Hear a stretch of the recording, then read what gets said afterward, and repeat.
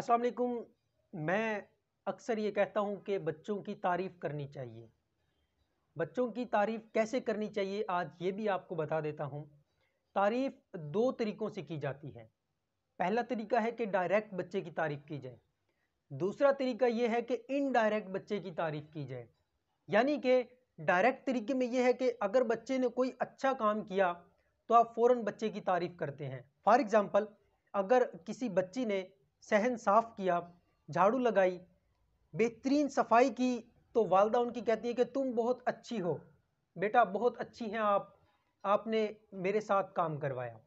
اب وہ بچی زیادہ خوش نہیں ہوگی اگر اس کے بجائے انڈائریکٹ طریقے سے بچی کی تعریف کی جاتی، یعنی کہ ان کی والدہ بچی کو یہ کہتی کہ بیٹا صحن تو آپ نے بہت اچھے طریقے سے صاف کیا، بہت خوبصورت نظر آ رہا ہے، ہر چیز صاف ہے، اپنی اپنی جگہ پر ہے۔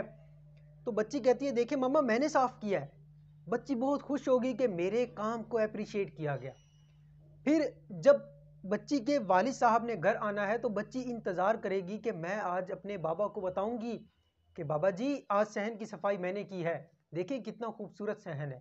اسی طرح بچوں کی تعریف انڈائریکٹ طریقے سے کیجئے، یعنی کہ بچوں کو خوبصورت کہنے سے بہتر ہے کہ آپ بچوں کے کام کو خوبصورت کہیں تاکہ بچہ اپنا کام خوبصورت کرے۔ اگر آپ صرف اور صرف بچے کو ہی خوبصورت کہیں گے، بچے کو ہی اچھا کہیں گے، تو بچہ ہو سکتا ہے کہ کسی غلط فہمی کا شکار ہو جائے، خود کو پتہ نہیں کیا سمجھنے لگے کہ میں سب سے بہتر ہوں، کسی اور کو وہ زیادہ اہمیت نہ دے۔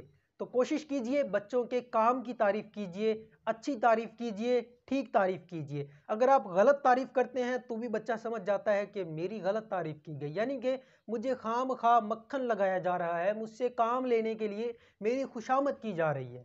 تو کوشش کیجئے ٹھیک تعریف کیجئے، صحیح کام کی تعریف کیجئے، خوشامد نہ کیجئے بچوں کی۔ تھینک یو، اللہ حافظ۔